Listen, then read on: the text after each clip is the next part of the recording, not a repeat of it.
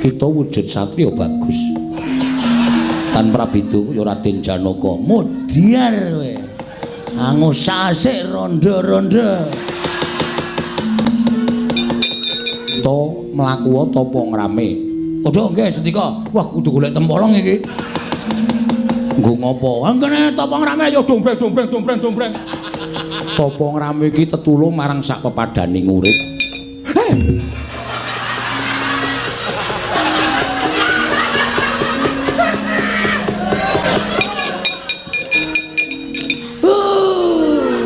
Kresna kok kaget. Wong sing jeneng wong kaget iki ora kanyono-nyono kok teratapan dhewe kok. Niki sing dadi Bagong. Lho, iki to? Inggih sinuwun.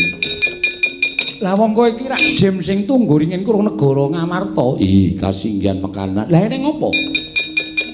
Namung dipun timbali Gusti Ayu Banowati tuwin dipun dawuh supados mimba wujudipun Bagong. Sik mono, sok meneh. Oh, Ndeng. Sok meneh ki ora ngono kuwi. Gawe kucem asmane ingsun. Aku ki wis berbuat apa, berbuat becik. Oh sapenakmu dhewe. Jlentrahe crita iki piye maksude?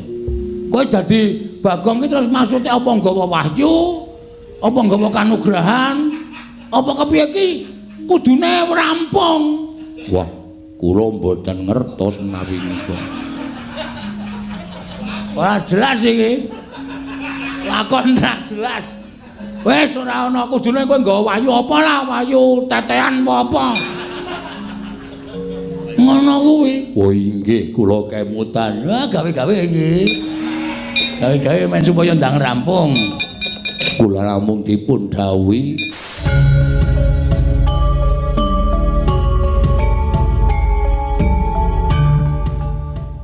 Jagat Dewa Bathara.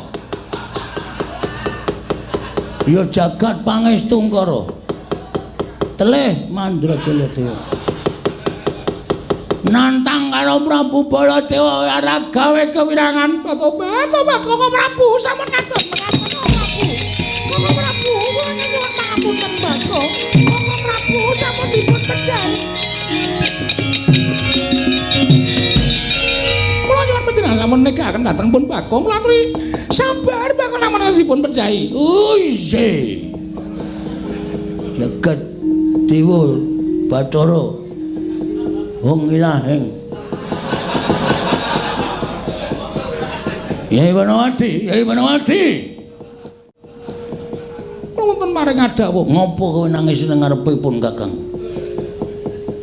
Inggih badhe munjatur. Apa sebabe kowe arep munjatur ning ngarepipun Kakang? Pun Kakang badhe munjatur mun sampun dipun pejahi Bagong. Kosik to Cahayu sawangen pun Kakang. Terus pundi? Mbok dirungokke suarane iki. Kasta. Cirine wis jelas lho. Lho, Batobat. Napa menika Bagong? Ah jelas. Lho kok iso dadi Baladewa? Oh dadi apa-apa iso waton ana ragate. Santai wae. Lah kersanipun kados pundi kok wujud Baladewa? Arep kanggo nandingi karo Prabu Baladewa men isen mungsuh Bagong. Minggir. Ngasuh kono. Inggih. Adus. Inggih. Ya, inggih. Ceramas. Inggih. Men wangi rambutnya. Tambu ampek ya, Bos. Men supaya wangi. Inggih ngesnaken dawuh. Siram nganggo banyu anget. Inggih. Ayo, Banowati, kula wonten dawuh goleke gaman. Oh inggih. Kanggo ngembari karo Prabu Baladewa. Inggih ngesnaken dawuh. Menika. Iki ra hanger. Sanes menika celuret. Oh iya, ning kok kaya ora wangun Baladewa. Liyane. Inggih. Menika. Iki apa Banowati? Mohon perhatian. Pengumuman besok Minggu kerja bakti. Batobat menika petel. Oh, tak kira corong e. Ya sorry ora ngerti. mawon. Prabu Baladewa iki nata mandura Raden Kakrasana. Menurut beda. Inggih. Ayo tandangana lekane ati.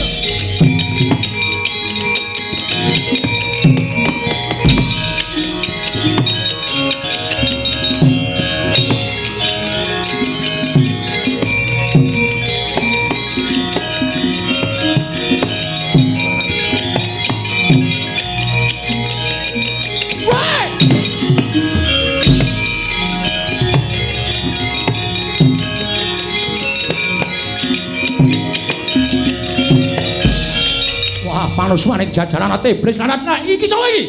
Aku ngedep kaca iki piye iki? Tepungke wae. Narendra Mandura Prabu Baladewa. Lho, edan. Edan iki ora edan iki tenan Baladewa tenan. Lah iki suarane kok iki ra Bagong iki. Oh. Lho kok dadi Baladewa? Lho kesewan sandangan wayang wong. Ora edan. Iki kowe ngembari karo aku. Tak kembari kowe. Mati dening Nenggala. Mohon perhatian. Mohon perhatian apa? Aku duwene gaman meng corong iki. Wis gelem iki ra gelem ya. Wah, mati teh mati bareng kae.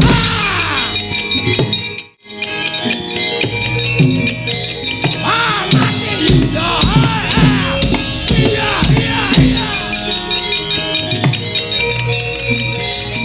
Wah, ada.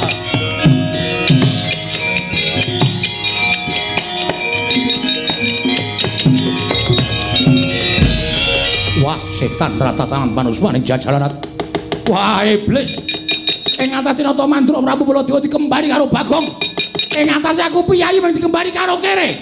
Yo. Apa mbok anggap aku kalah tekan semene? Kowe tak kandhake juraganmu mbok dadine Bagong.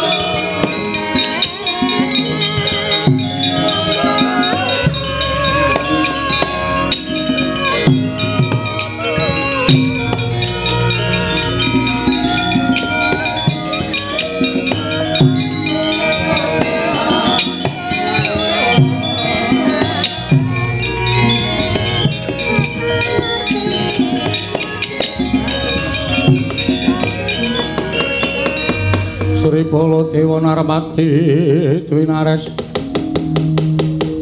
Wara Kresna kalangkung tresnanira marang Jabanon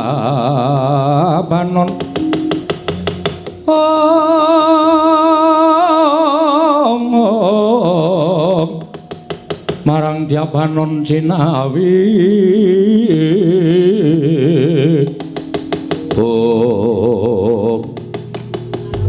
Batu-batu ngaturaken panuwun dene sampun damel tentrem taman kadilengleng. Ya, Banawati. Ora dadi ngopo ning kowe ngerti. Mara kaki sawangen keringeting pun Kakang. Ingkang dileweran. Nganti kaya apa kae jenenge? Batu-batu ora ngerti arane kok senengane gawe ukara lho. Apa? Kepala dineres, kepala-kepala. Klopo dineres. Heeh, klopo dineres. Inggih. Ayo aku dipeteki Banawati. Batu-batu kan. Konjur ngadi-adi to. Kowe ya ora jeneng ngadi-adi, ya ora wujud ngono iki kula wegah. Sampun ngantos wujud kados mekaten menika kula wegah. Wujud ingkang saknyatanipun kemawon. Oh iya, aku ganti. Iya.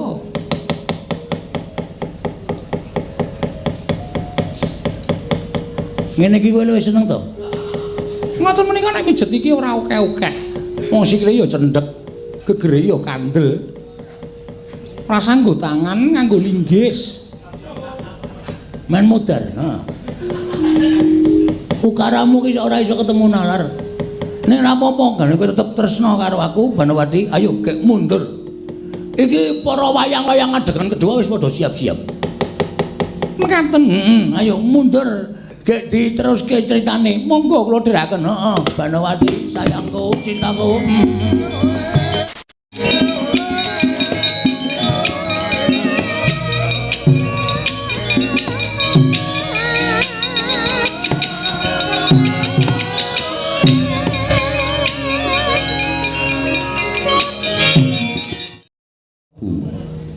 Ingkang rayi ngaturaken mambagi Panakrami Koko Prabu.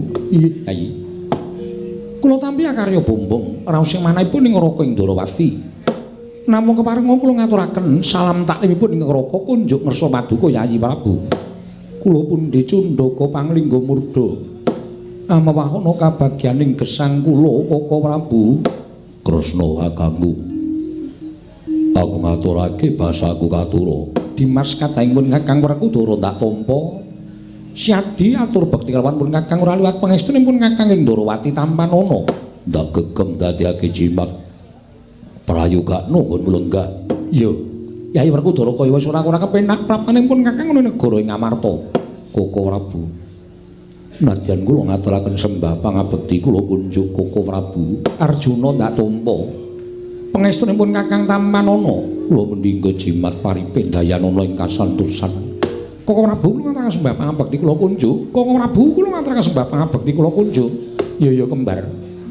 Nek kula sedewa ndak tampa pangestunipun Kakang Tampanana. Kula pun mendingga jimat paripe. Kula pun mendingga jimat paripe Dayanana ing kasantosan.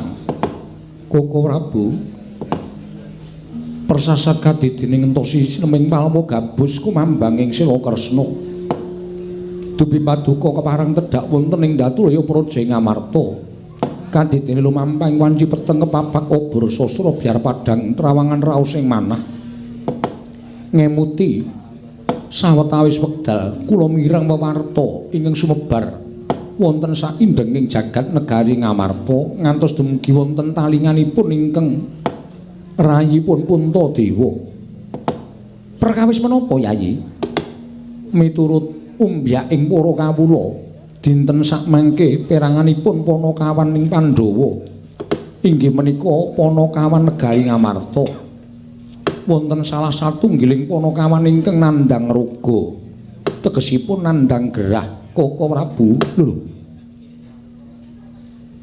setunggaling entawasipun Panakawan wonten ingkang nandhang raga kasinggihan mekaten mongko sareng kula taliti jebul aturipun para kawula bilih ingkang nandhang raga kala wau inggih menika pun Panakawan Bagong bab nyata lan botenipun kula dereng nakyinaken namung ngemuti bilih para Pandhawa menika wiwit kuncung ngantos gelung wiwit jabang ngantos laprang dipun gulawentah dening Panakawan mila menawi ngantos sakmangke kasunyatanipun mekaten tuwin para Pandhawa mboten mailu dhateng kawontenanipun para Panakawan duk nyana cerak nyana sami mestani tani yen to punta sakadang menika mboten ngertos dhateng lelabetanipun Panakawan ingkang saestunipun Puntadewa ingga sakmangke ngantos dumados Nalindra menika inggih krana ageng lelabetanipun Panakawan Koko Prabu Lersyayi malah saking pamanayoginipun ing Raka Indrawati dinten sakmangke gandeng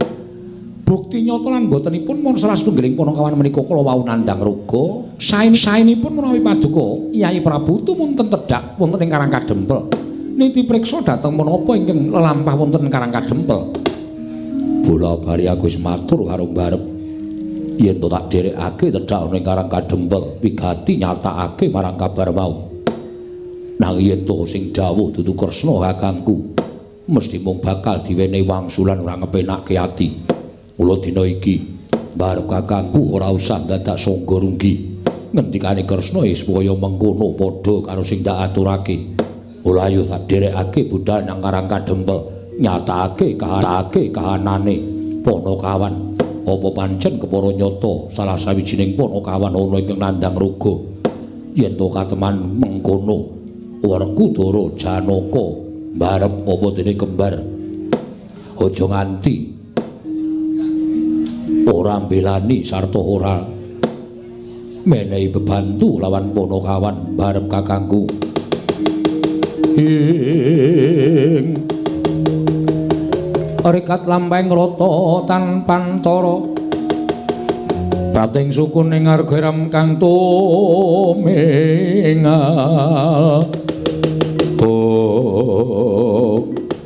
dereng ngantos paripun sami Mbah Wacana kasaring ngemlajal masang tebian nenggih nata ing Mandura Prabu Baladewa dewi prapting Datulaya karya kagiat nata ing Ngamarta miwah nata ing Ndrawati tuwin sangya para Pandhawa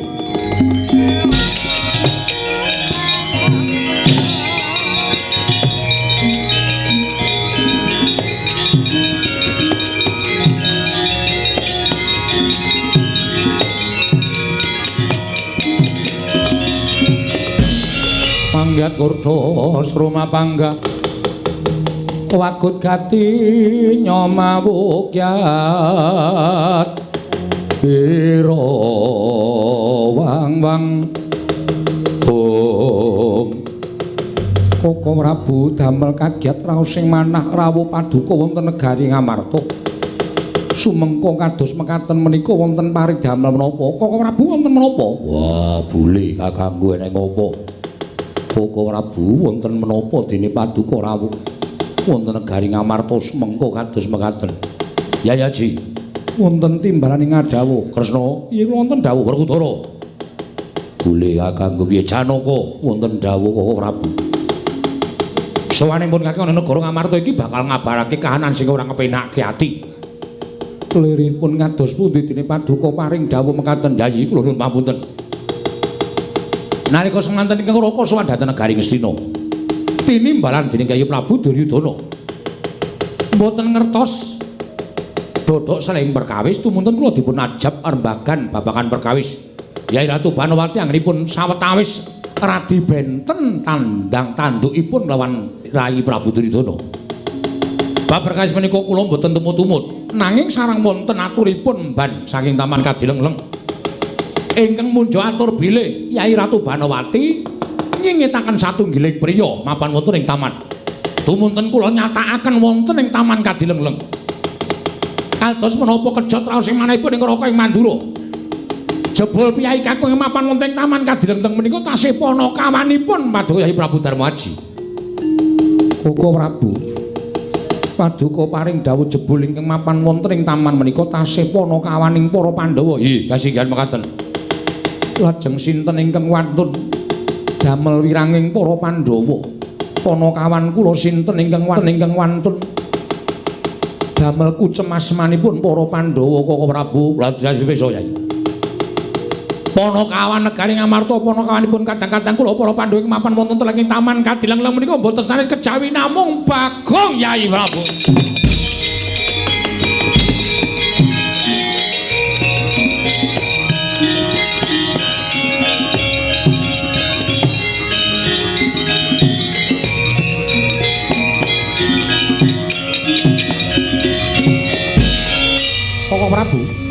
Koko Prabu.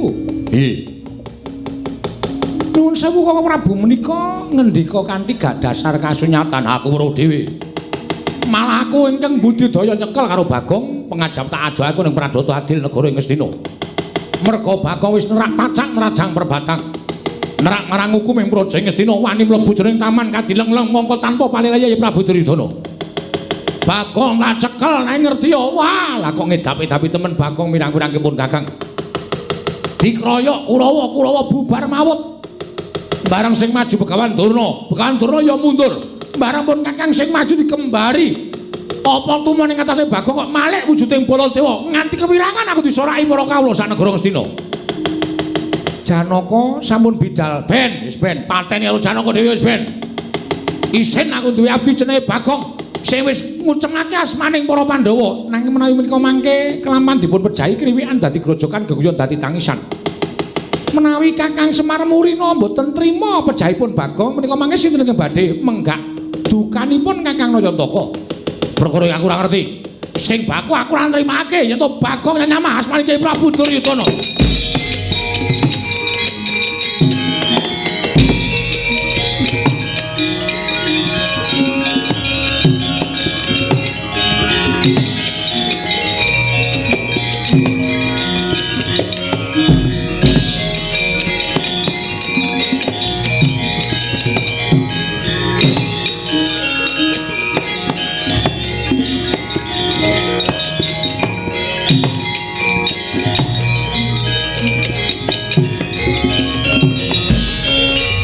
sinayeng manggelung mintonaken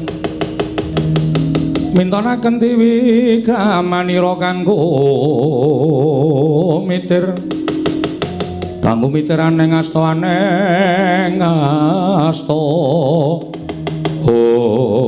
Arjuna kula wonten maring adhawu aku ora maido kaya ngapa rasamu dene Kanjeng Koko Prabu Baladewa paring dawuh ana maling ingkang nganggebang lawan Nyai Ratu Banowati mongko maling mau Durjana mau Bagong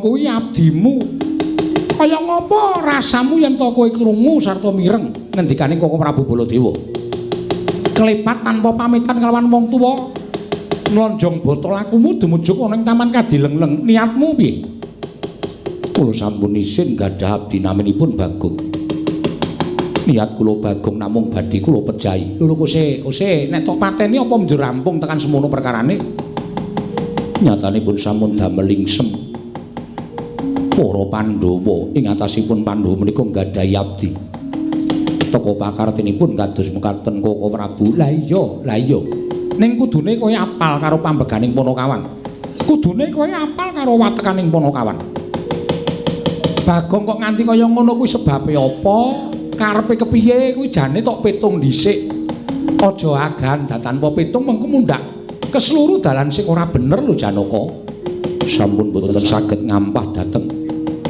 mubal babaling kanepson kula krana kula mireng pangandikanipun Koko Prabu Baladewa mila samangkin nadyan kula nuwun sewu kathah kandanipun paduka Kanjeng Koko Prabu paripaksa sagedhagan menika kula boten badhe andhahar pangandika paduka Koko Prabu terus karepmu Arjuna Janaka oh.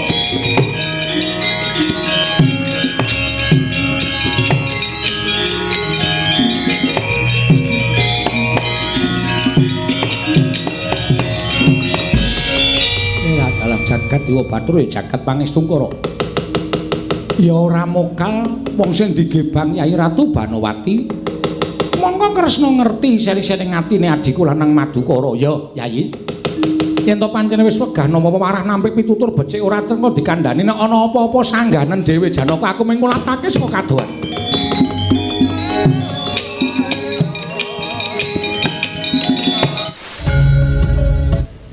anu terus apa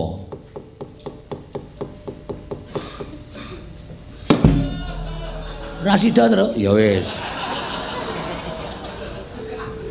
ayo muni ngene nembang meneh kancane do jarikan kok kowe training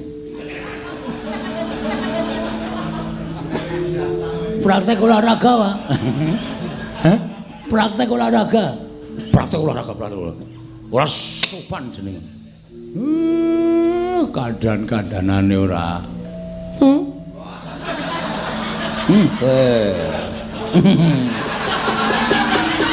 kok dicekel kuwi lho biru biru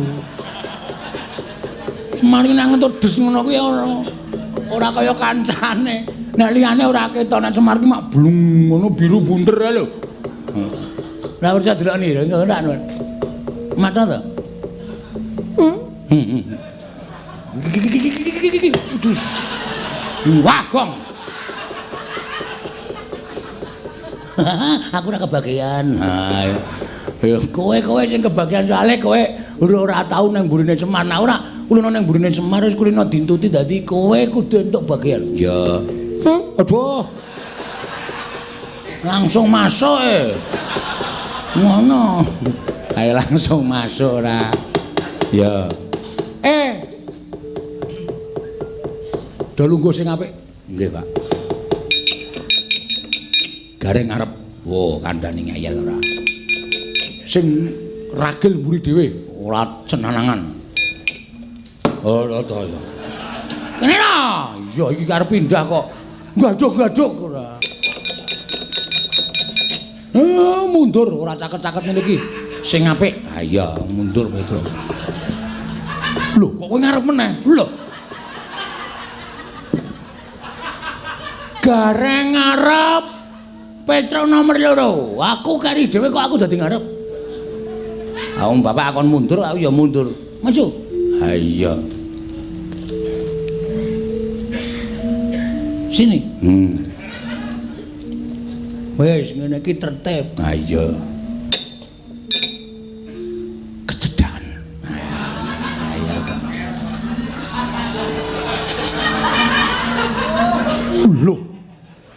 Loh. Aku rasa pindah. Iya. Aku sing pindah. Iya.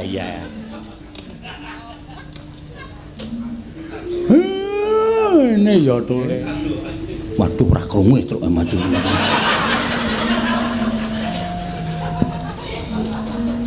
Engko anggere kon mundur nak kamplengi aja. Aku tak omong karo kowe. Mbok omong. Ngomong ora mbayar kok ndadak omong. Menengo ndara rampung. Meneng.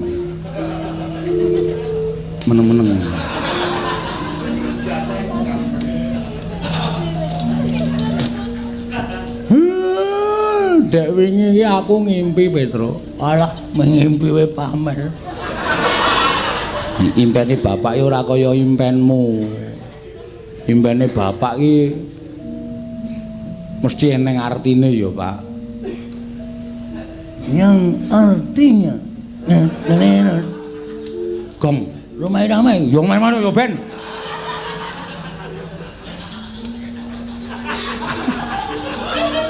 Wah uncal ki lho kowe. Ya wis. Wah. Muni entuk masa kok senenge ra jamak-jamak. Pikirane berkembang ya. Ha iya. Ora kanyono-nyono lah kok aku ki duwe gawe mantu Petruk. Gong, dadak dikon men bapak ki marem ki dhewe kaget. Oh ya, heeh. Ngimpi apa, Pak? Gong, ngimpi apa, Pak? Aku duwe gawe mantu kok sing tak mantokke iki Bagong. Welo. Gong, welo.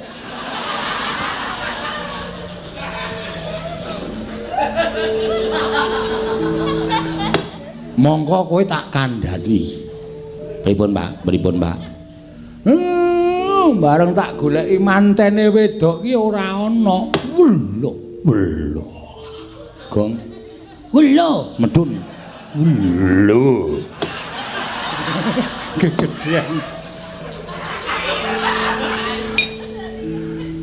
Iki pralampita apa lah kok atiku ora tentrem, atiku ora penak to, Le.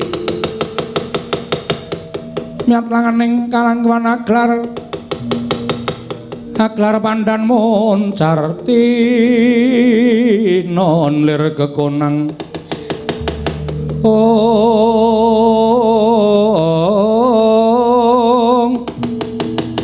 kasoran pacaring purnama ing gekono dasari mangsa katiga himohana wenging ujungan cala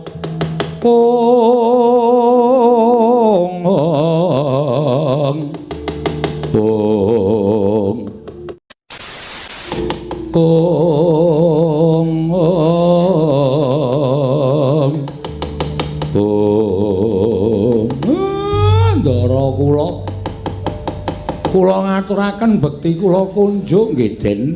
Ya Semar ndak tampa pangestu Tambanana nggih. Kula ngaturaken sembah bekti kula kunjuk Ndara. Ya Nala Garing tak tampa. Kula ngaturaken bekti kula kunjuk Den. Ya Petruk tak tampa. Kula ngaturaken sembah bekti kula kunjuk Ndara. Ya Bagong tak tampa.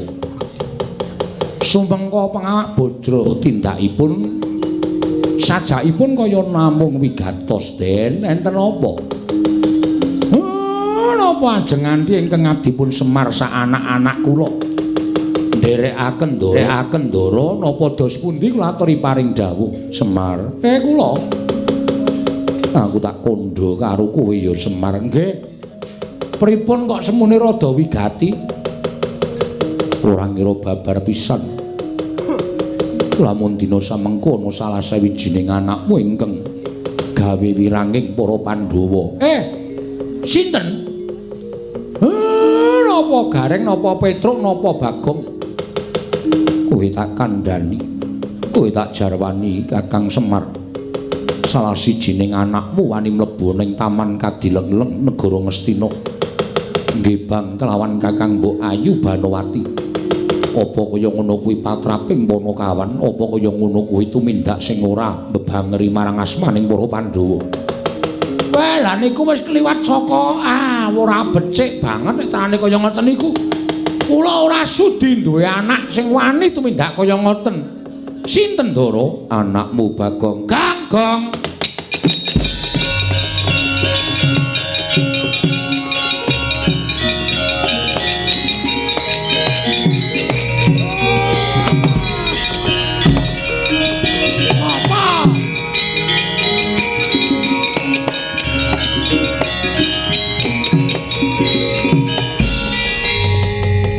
Kowe iki ngapa ya, Mir?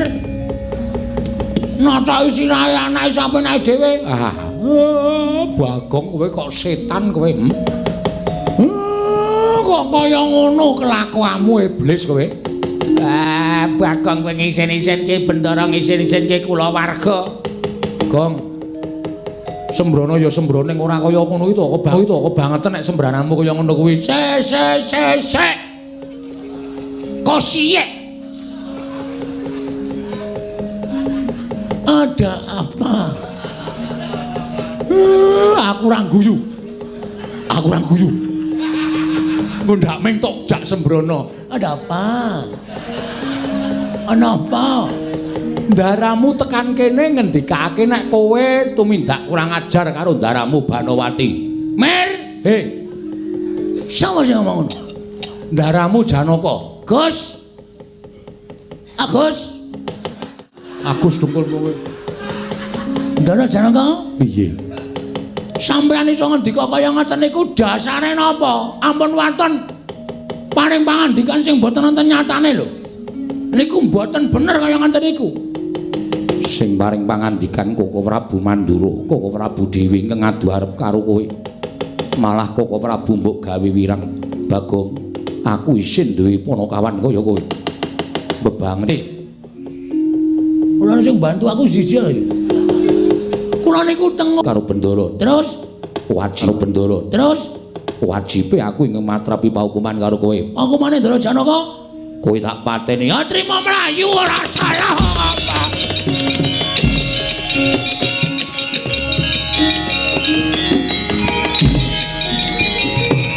Piye, Pak? Pripun, Pak?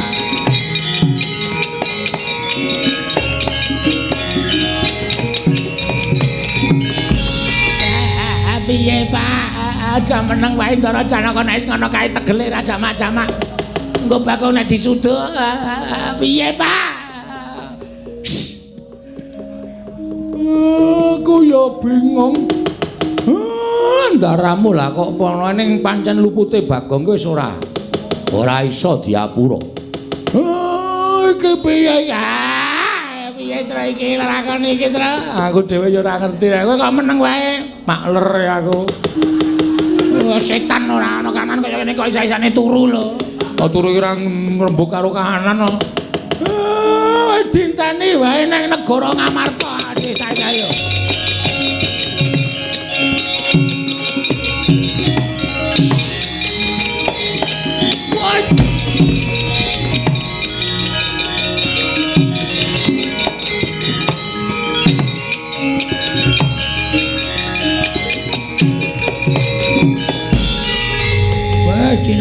Cilaka iki wis. Iki sing jeneng disebutake ora mangan angkane ning klethus pelok. Apa ke jenenge? Aku sak ngrungokake nganu ae lho wong ngomongke apa jenenge saloka-saloka sing apik ngono lho. Ora mangan angkane gabul pulute. Edan tenan.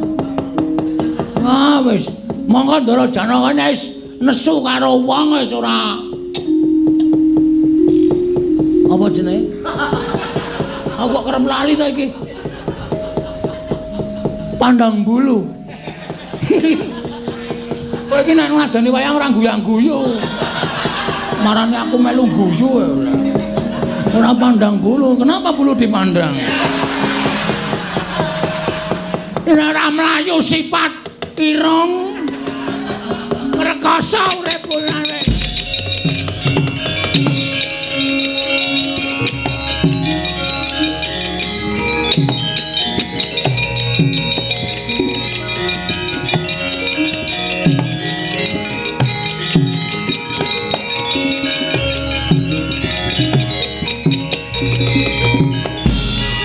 Sial sing jeneng sial ngene iki. Rekae mlayu ngidul bablas jebul segara. Wah, iki nek Ndara Janaka tekan kene marep mlayu nanti kowe Bagong. Kowe ketemu karo segara, kowe ora bakal nyemplung segara. Nyok tampanana zlep. Aku lek semelang ki nek ditusuk, ku nek terus dinengke wae ora apa-apa. Nek nganti krisik di ngono-ngonoke. Wah, kena ngusus lara tenan. Pedhot ususe mati tenan aku. Wes.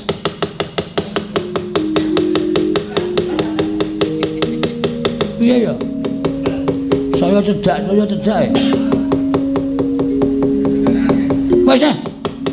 Bangane aku urip ya ming gawe sastra wirang.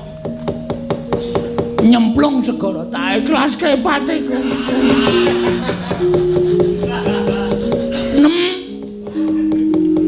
Titip anak-anak ya nem. Aku pokoke tresno karo kowe. Aku ora iso ninggalke kowe.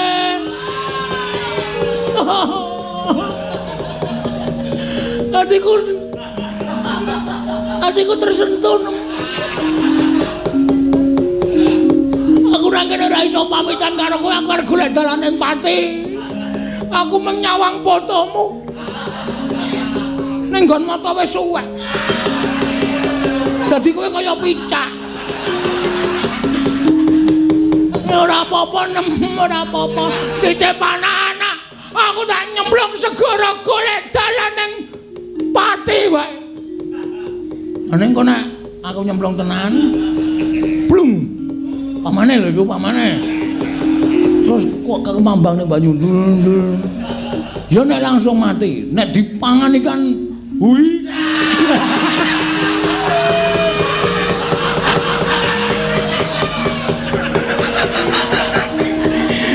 Ikan hiu ndeng kok hui. Ya nek nggon lemangan langsung putuh, nek weteng tok. Ngono. Ora mati lara kena banyu perih. Wah, wis cilaka. Ya nek aku le nyemplung ki kolorku ki kenceng. Nek kena ombak terus copot dhewe. Cokot karo piranha. Letus. Nggo ndas tok. Maksudnya ndasku iki lho.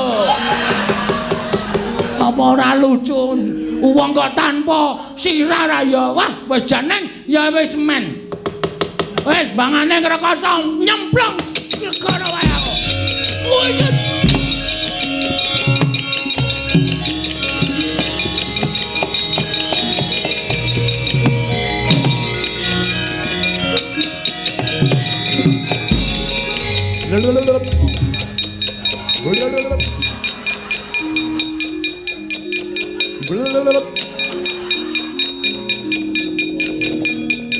Untung aku sithik-sithik iso renang. Iki jenenge enggak. Enggak kira bakal kelelep wong sikile ngisor mancal-mancal.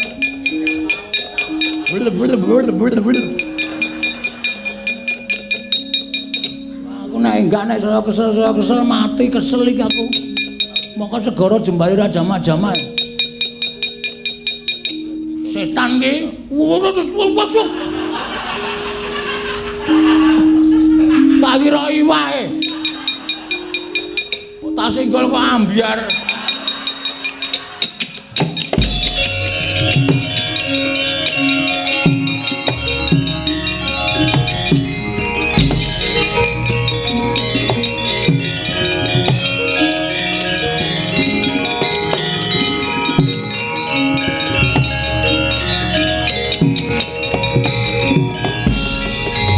Dalah. Lah kok ora pangling mula segara hawane panas. akeh Burontaya ingkang padha sambat-sambat walah kecemplungan Bagong kemambang mbok mati mbok urip ya tak saute tak ajake ning gisiking samudra.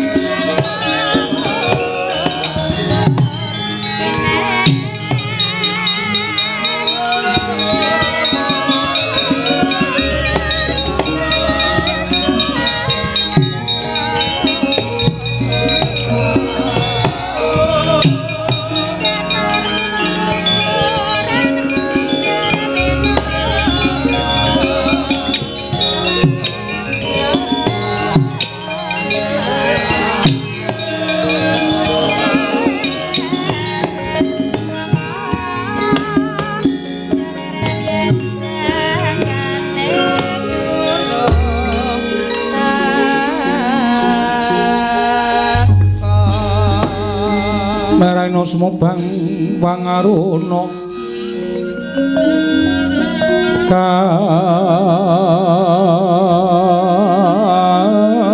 kadinetraning uga rapuh sabdaning kokila ring kanikara saketer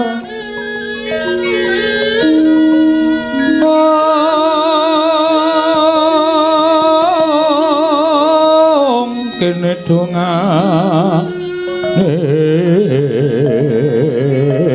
engkong ler wowo sing pene panca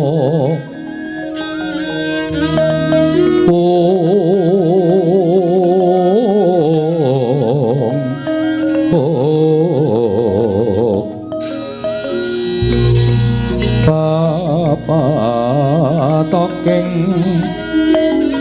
ayamono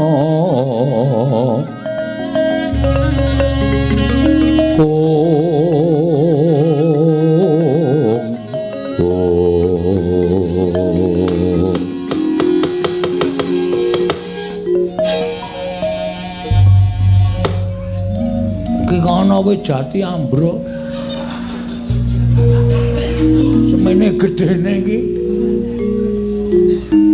lho ndek mata bareng apa iki sing jenengke nganu apa ya kura-kura jagat Dewa Bathara weh sanguson sistem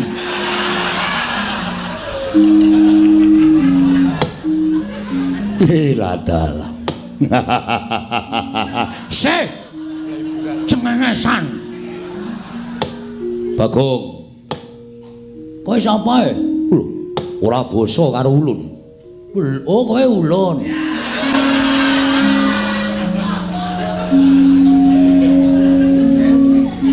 ulun iki dudu ulun wah tak tono kowe terus kowe marai bingung iki mau muni kowe takon marang ulun berarti kowe kan jenenge ulun kita ora dong kita dengkulmu mlocot aku Bagong dudu kita ngene Bagong ngono ngene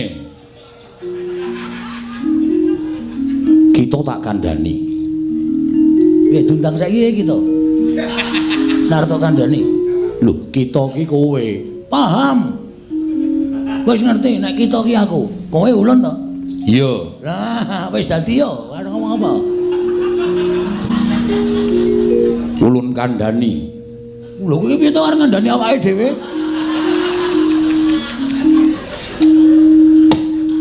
Ulun iki dewa. Dewa? Iya. Ulun dewaning samudra. Wah, sing tunggu segara. Iya. Kita mboya ngerti. Wis ngerti kok sik mboya. Dikandhani kita. Kita ngandhani mboya berarti kita itu ngerti karo mboya.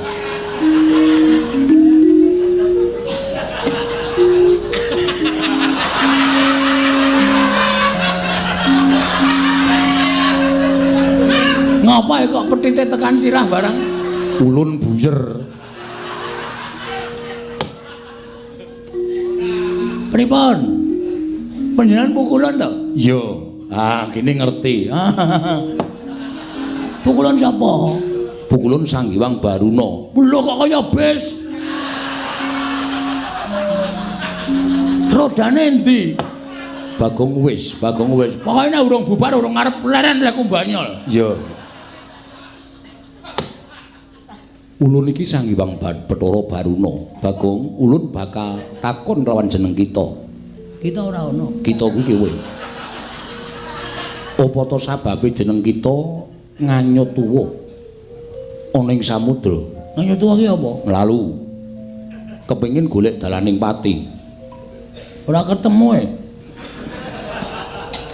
Golek dalaning pati ki angel. Penak golek dalaning burung. Lagi arep ngono kae diwayah. Jane kaya do pinter-pinter. Soleken barang dolopi ming. Merga nganu pukulun. Kita sampun mboten saged gesang wonten ing Madyapada. Iya. Amargi kita menika bingung pukulun. Iya. Kita bingung karena kita dipunarani dening Raden Janaka. Kita menika tumindak mboten sae kalian Dewi Banawati. Ya, padahal kita mboten berbuat seperti itu. Yo, Bagong. Nggih, pukulun. Pripun? Sampeyan ra iso gagas lelakon sing dilakoni dening kita menika ta? Mula terus kita golek dalaning pati. Mekaten, pukulun. Ulun ingkang nyelametake lawan jeneng kita. Niki kula malah bungul. Gumun kok bungum. Kula malah gumun pukulun. Kok dadi kita kok mlebu teng drung banyu kok mboten iso keplebeken saka daya ulun. Wow. Pinten mbot? Lho. Daya ulun ki kekuatan ulun. Kekuatan ulun sing diparingi marang kita. Iya. Sip. Kita ulun kandhani. Napa pukulun?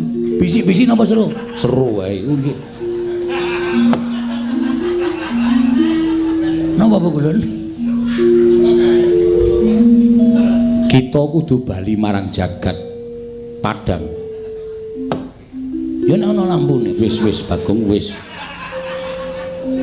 Kita kudu bali marang jagat Padang. Tegese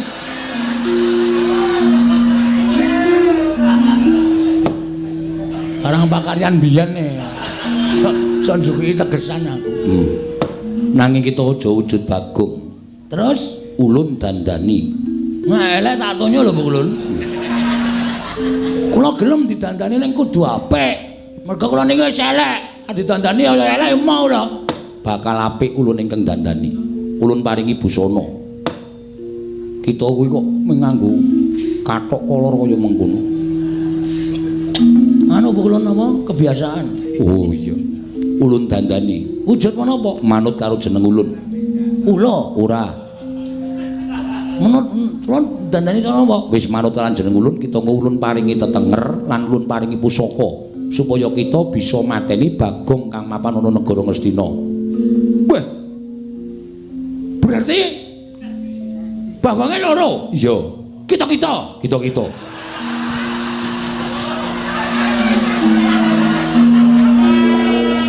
Iya.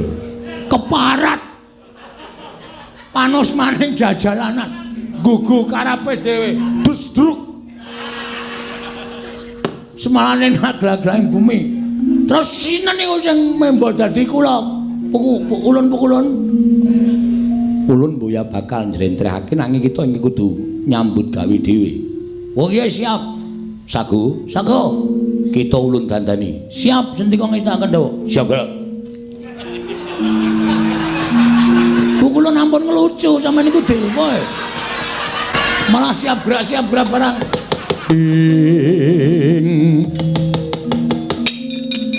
Tan samar pamoring sukma sinukmaya.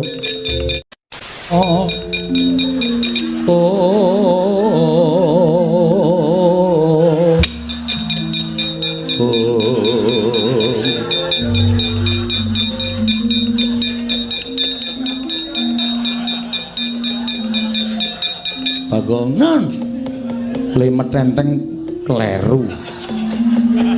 Wush. Kula wujud napa Ulun? Kita wujud satria bagus. Tan Prabidu ya Raden Janaka mudyar kowe. Angus asik ronda-ronda.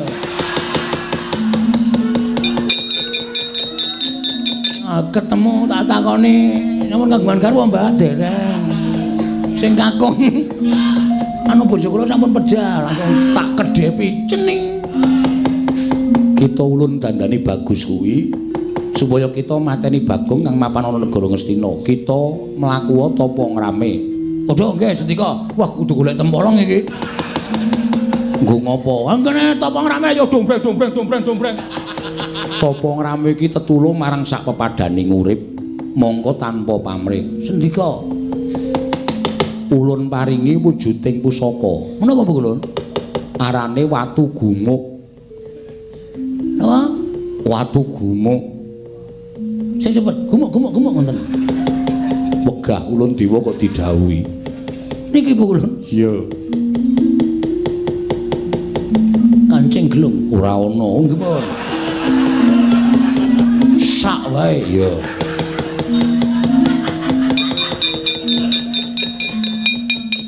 Lajeng kita le minggah wonten kayangan pripun ulun?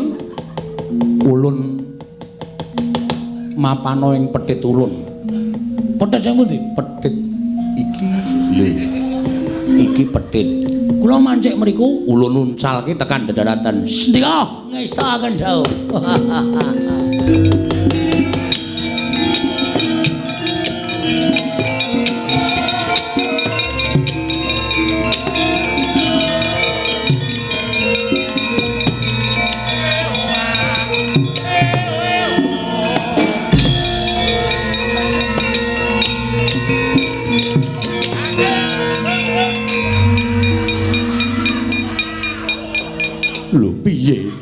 Piye jengkolmu kowe?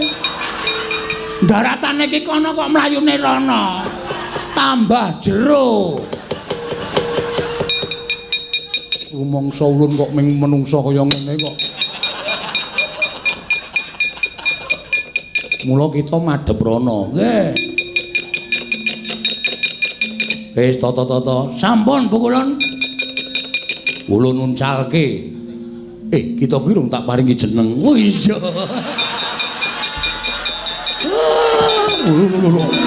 Merangkul dewa. Lakon kok lali. Ulun paringi tetengel begawan godho githik. Jare bagus. Pendhita ning enom bagus. Ya ora masalah. Begawan godho githik. Wis ulun nuncalke. Nun niki ngestaken dawuh.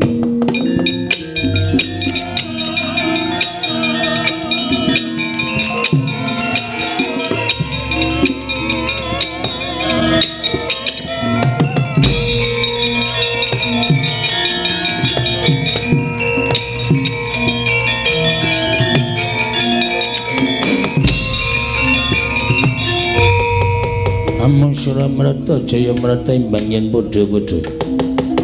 Sapa sing arep kira-kira memirang karo aku? Tak cedhakane negara Ngastina kaya ngapa kahanane.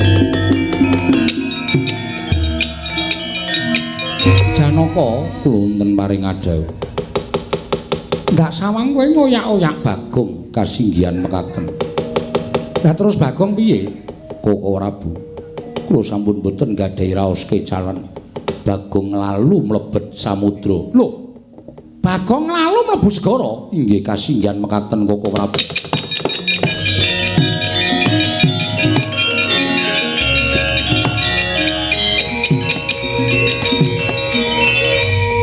Tumindak tanpa petung dikandhani karo wong tuwa nanging kowe ora nggugu mara coba sawangen kaca paisan iki Arjuna. Mara gage sawangen kaca paisan iki. Pundi Koko Prabu? Iki to. Gunakna permana jati netra batinmu gunakna sawangen epek-epek pun Kakang. Ing kagyat risang kapirang rinangkul. Rinangkul kinempit kambit. Dosang reknaning bawana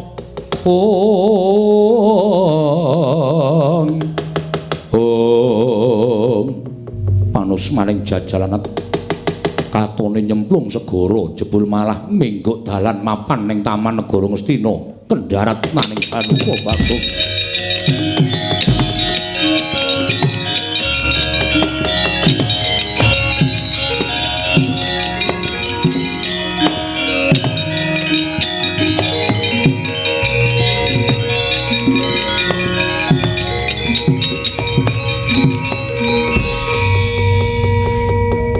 Sesuk meneh nek masake aku aja bayem ya. Inggih.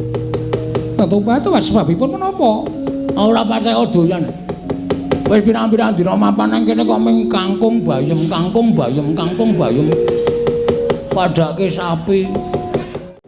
Nyun pamunten ki Lurah, mangke menawi kersakaken menapa-menapa kula kartemtu badhe ngladosi. Iwak lah saora-orane. Nek ora ana iwak ya ngethok sandal jepit kae ra.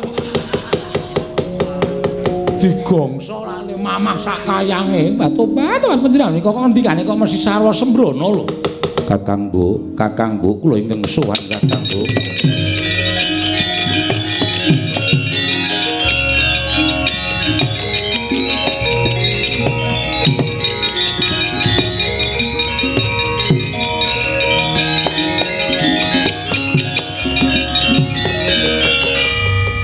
Dimas Janaka. Inggih.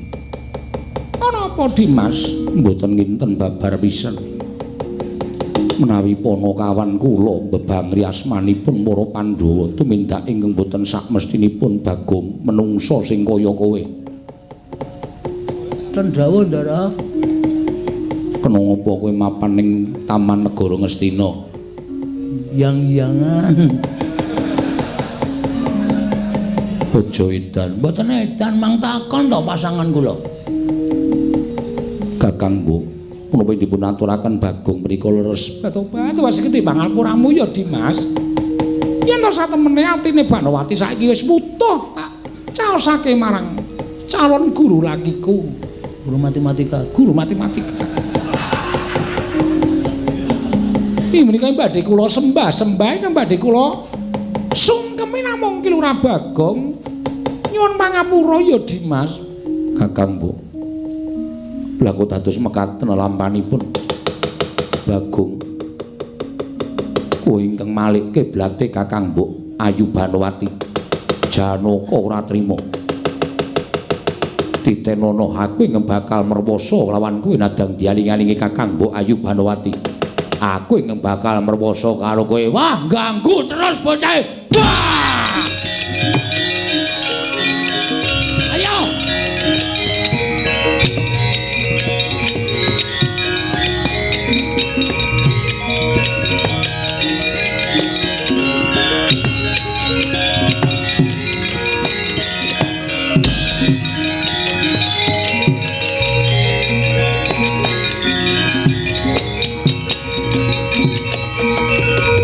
Piye Janaka? Leres. Bagong mapan wonten ing taman. Terus kula mutaken boten purun badhe kula cempalani Koko Prabu. Kula dipun getak Bagong saged kuntal saking lebeting taman. Kandhani kok ngeyel kowe iki mula aja sok kesusu.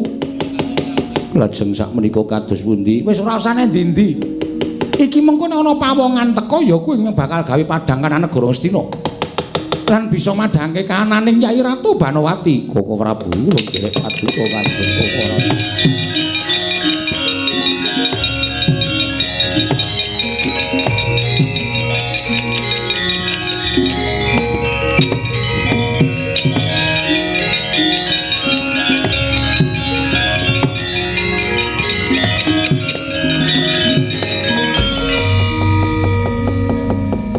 Ana pendhita tuwek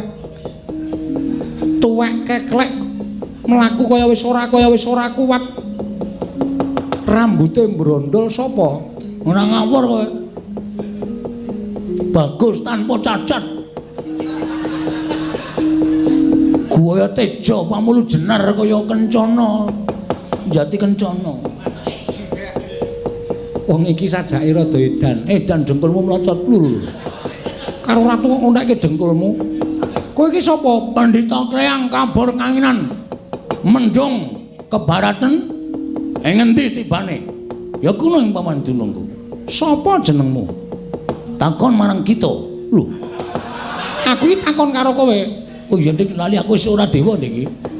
Takon marang aku. Ya, Begawan Gada Githik.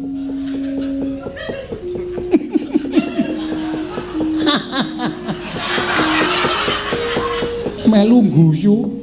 Ayo ben gayeng. Gada Githik dasar para nyata. Janaka wonten paring adhawu. Ana pendhita tuwa jenenge Gada Githik. Kowe ora takon sapa jenenge adiku iki? Ora sudi. Ngopo takon? Ora tepung karo sing nang mburimu kuwi. Iki adimu sakaremu, kakangmu sakaremu apa peduliku? Wangune sajake kowe mendem rasa ora penak karo adikku. Iya ta? Ketara ora gelem tak tepungke. Tunduk pulpen wae.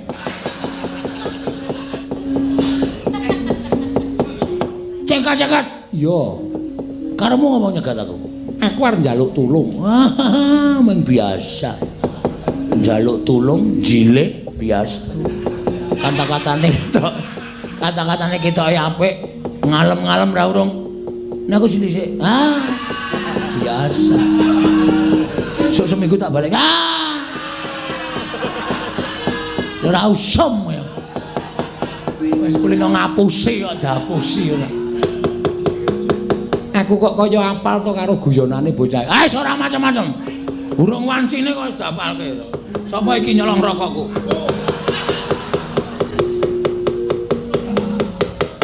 Aku njaluk tulung karo kowe. Njaluk tulung apa? Ana maling ning negara Ngastina. Mbok dikandhake Rama. Rama sapa? Lho, Rama. Ana maling. Wila apal tembang barang ketoke kok saya apal aku. Saya wis ngetarani dhewe aku. Kowe ning negara Ngastina nek kowe iso nyekel maling sing jeneng Bagong ning negara Ngastina, kowe njaluk apa tak turuti? Asli, tenang. Aku njaluk patine wong bagus ning mburimu kuwi. Lho. Iki adikku arep tak njaluk patine. Wis ra iso. Gelem ora? Gelem. Tenan? Heeh. Ngapusi titenono, katutke dosane. Endi menungsane? Ning Taman Kadilengleng. Taman Kadilengleng karo Taman Sari ngendi?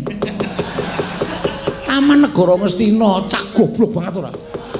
Taman Kadilengleng iki Taman Negara Ngastina karo Taman Sari beda goblok. Iya ya Taman Nyang. Ora.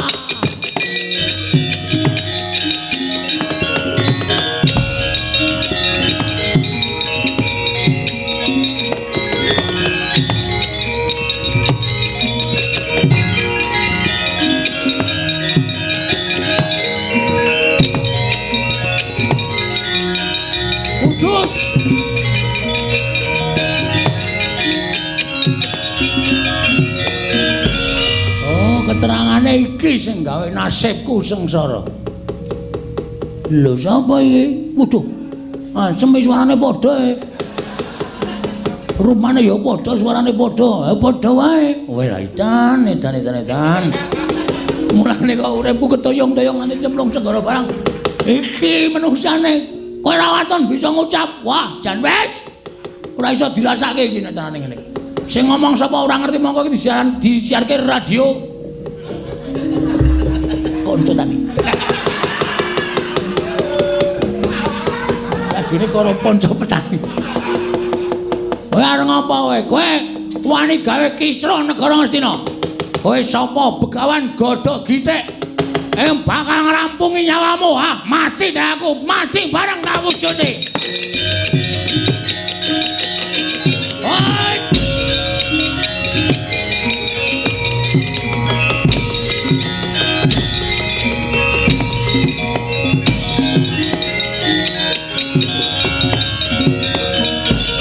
Nek perang cara dalang-dalang biyen ngono kuwi ya Mas. Serem banget iki. Esuk-esukan cah-cah do nangis kabeh wis. Mengene iki mbok yakin. Mbok sapa wis to? Bapakku ben. Amu. Kowe esuk-esukan mesti saura-urane jangan bening. Saiki kok kakek mung jenang. Perbedaane wis akeh banget perbedaane. Iki cerewet bae ngopo to kowe? Tangan-tanganku dhewe kok ngopo? Ucap kacarita. Kemlawi astaning Begawan Godhog Gitik mendhet pusaka inggih menika sela gumuk den tutukaken wonten mustanganipun Ki Lurah Bagong. Ical wujude Ki Lurah Bagong nenggih Gandharwa sapu jagat ingkang tenggo ringin kurung negari Ngamarta.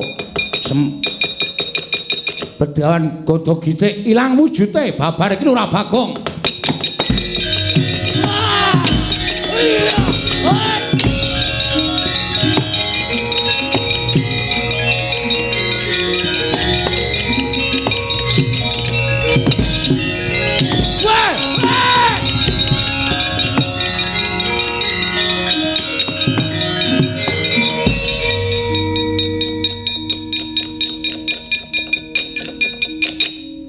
Pendhita mau wis Badar Bagong kok melayu.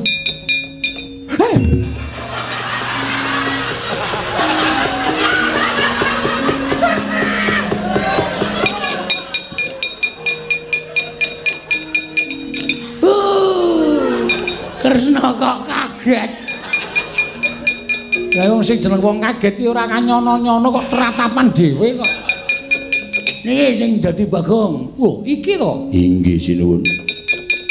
Lah wong kowe iki rak jem sing tunggu ringin kurung negara Ngamarta. Ih, kasinggihan mekanan. Lah ene ngopo? Namung dipun timbali. Gusti Ayu Banowati tuwin dipun dawuh supados mimba wujudipun Bagong. Sik mono, sok meneh. Oh, Ndeng. Sok meneh ki ora ngono kuwi.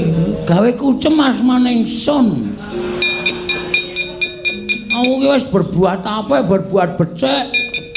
Oh sapenakmu dhewe. Anjur terus piye iki maksude? Jlentrahe crita iki piye maksude? Kowe dadi Bagong ki terus maksude apa nggawa wahyu? Apa nggawa kanugrahan? Apa kepiye ki? Kudune rampung. Wah, kula mboten ngertos menawi niku. Wah, jelas iki. Lakon ra jelas. Wis ora ana kudune kowe nggawa wahyu apa lah, wahyu tetean apa. Ngono kuwi. Oh inggih, kula kemutan. Wah, gawe-gawe iki. Gawe-gawe men supaya ndang rampung. Kula namung dipun dawuhi estunipun Gusti Ayu Banowati anggenipun mekaten menika janjanipun namung nanjihaken katresnanipun Prabu Duryudana. Ngono inggih. Ya wis. Tak tampa. Mlebu to Bagong, masuk. Ya wis ora apa-apa. Wis kono kowe bali ana ringin kurung. Nyuwun pamit.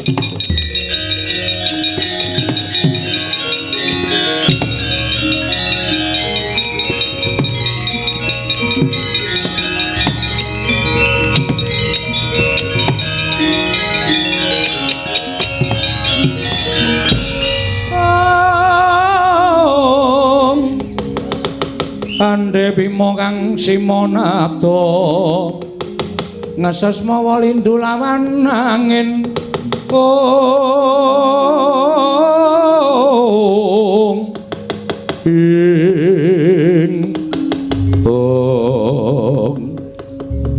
Kresna kakangku Werkudara piye Bagong eleng kono sing luput dudu Bagong nanging sejatine ana ingkang membo Bagong sapa Jem sapu jagat yang mapan ning ringin kulung negara Ngamarta tilas patih Ngendra Prasta biyen wah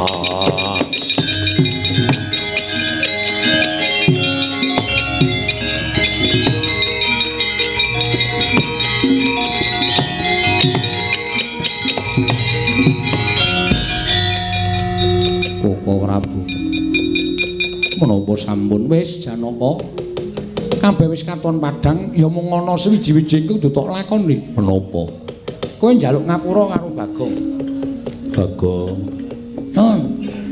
njaluk apa iki njaluk ngapura mboten dados menapa Ndara sedaya menika kedunungan ina lali salah apes intip lan mati iya Sumrene tumandane ampun ngantos sak kepenake dhewe ke. Iya. Dipetung tunolan bathine. Nek tuna ya aja didol, nek bathi ya didol bareng-bareng. Ora edan-edan kowe. Iya, kowe ngapura karo aku. Ngapura. Iya, Bab.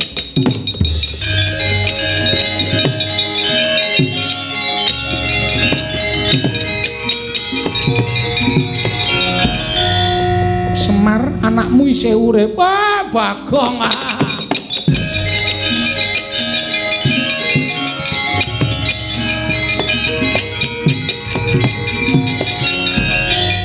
Petro anakmu isih Bagong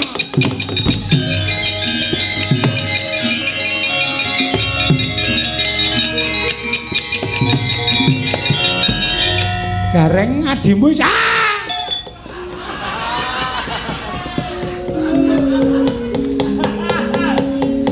senengane ora Kresna kula wonten dawuh Prabu do nendi wonten mriki kok Prabu nendi wonten mriki kok Prabu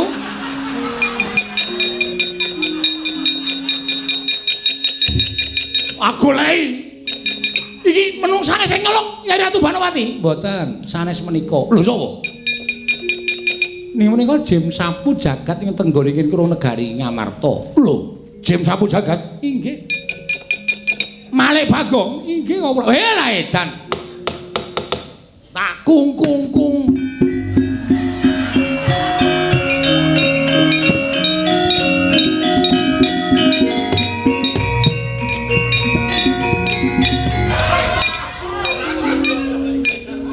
ya nek ndodhok iki sing pas sampak iki dienggo Ndara Werkudara nyisihke Wadyabala Wadyabala ngendi? Ora ana Wadyabala kok disisihke. Nyilih ndase.